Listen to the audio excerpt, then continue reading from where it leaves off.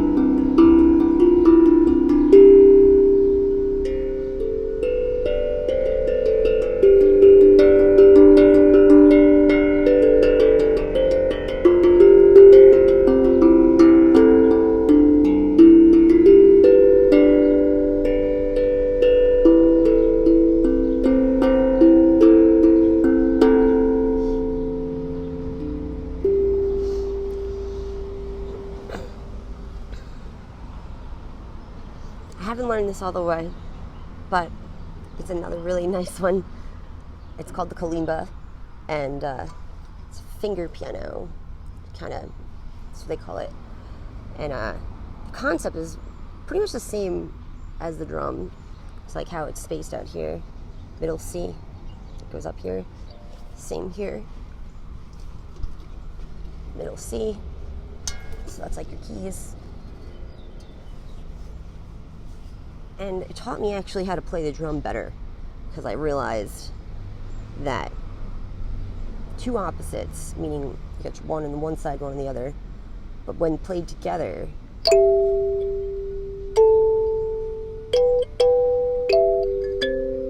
makes the music, makes harmony. It says a lot about life.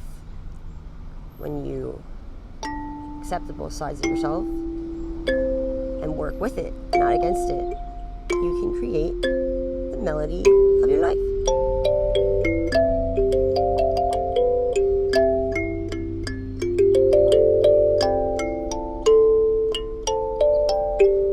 Oh, and it's got a whammy.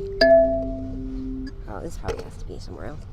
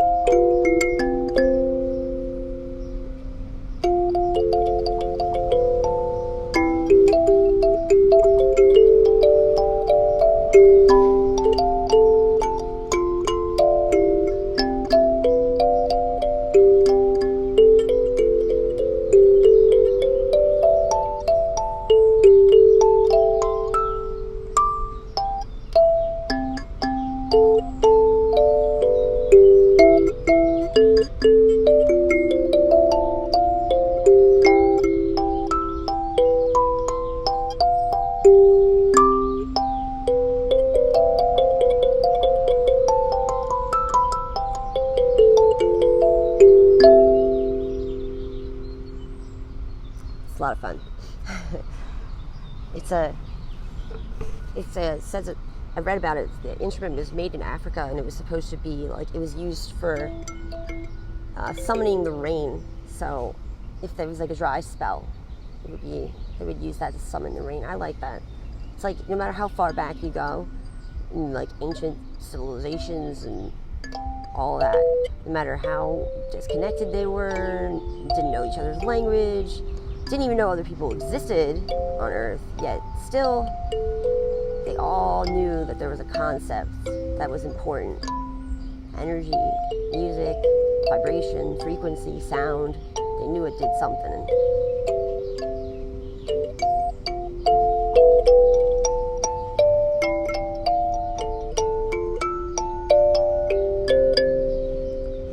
I love that.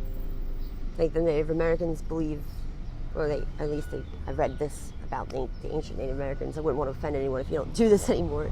But when they go on like their spiritual quest or journey, they would find, if they found a feather in their path, like a fallen feather, it would be a message from higher divine to them. Because they considered birds to be, the messengers or the angels of God, because they could get as high up as they would want to be, And so the color of the said feather would kind of depict the journey that person was going to have to like go through, or what, just, it's similar to the whole chakra concept. And the funny thing is, the colors of the feathers mimic the same colors that are used to represent each of those chakras.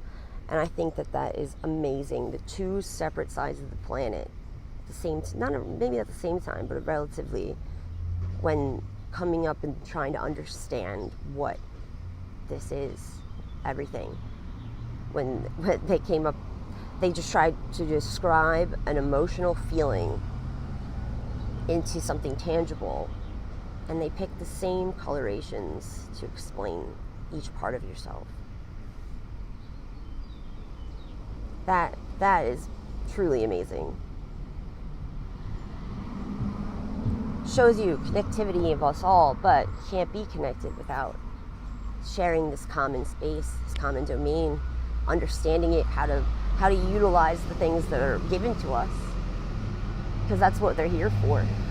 We're all of this organic material. We've got to learn to cohabitate with this organic material.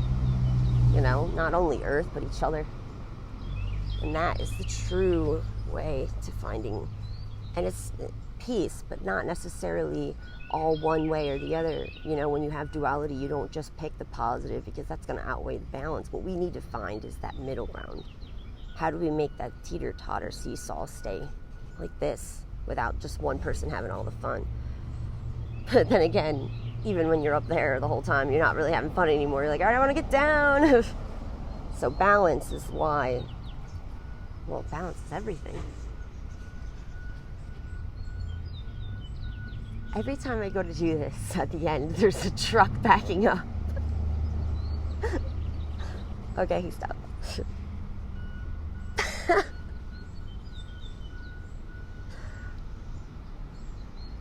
He's messing with me.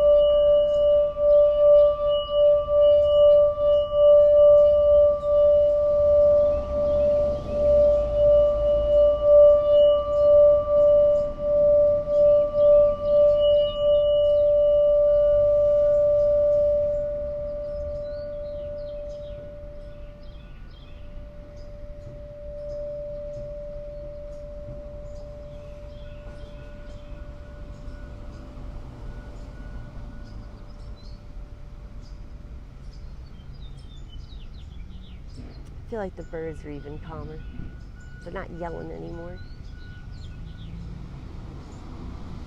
Fun fact, to cleanse, clear, or balance your crystals, singing bowl is actually like one of the best things you could do, because the vibration, it'll tune your crystal to this perfect tune that this is in. This does not get affected. I mean, this will always resonate that same sound, but whether or not it disperses through your room is up to whether or not it's a clear of negativity room. Like this will be, it's crazy. You tap it and it'll only resonate like maybe this far when it's like super just icky in that room. Like it just needs to be balanced. And then the more you do it, it like forces its way. It transmutes the energy as it's going, and I find that super cool. So you'll hear the resonance actually last longer in the room when you do it. And like I have a lot of crystals in my room, so like I feel like whenever they're really off, this doesn't really make it far. It like gets to like the horde of them, and then it's like, oh, here's some work. So I just kind of have to keep doing it, and it's pretty cool. That's like a whole other day. Well, thank you for joining me on this lovely, lovely morning. And have a good day. Maybe I'll come back around lunch. I'm feeling it today. Feel like I need a little extra recharging. Did a lot of healing yesterday with a friend of mine, and it was beautiful and great and positive and a lot. But it's like, tiring. It does take a lot out of you. But man, we went over everything. We touched on self-love. We touched on crystal connections. We touched on crystal grids. we made a giant 2-person human crystal grid outside. She was like, I've never heard of a crystal grid. What is that? I was like, well, let me tell you what you're about to get yourself into. And we just drug out like all this stuff from my house, and I made a huge grid on the lawn, and we just sat in it, and she asked me stuff just like, you know, and I just whatever. Oh man, it's just a great day. I can't even get into it. But yeah, someone had to mow the lawn like out here, and they were like, so we were wondering, could you like move for like 15 minutes or like, and we were like, yeah, you can come back when we're done. Like, oh my goodness. Well, namaste, which I learned to be loosely translated as, I honor the light within you. I've noticed your light inside of you, and I honor it.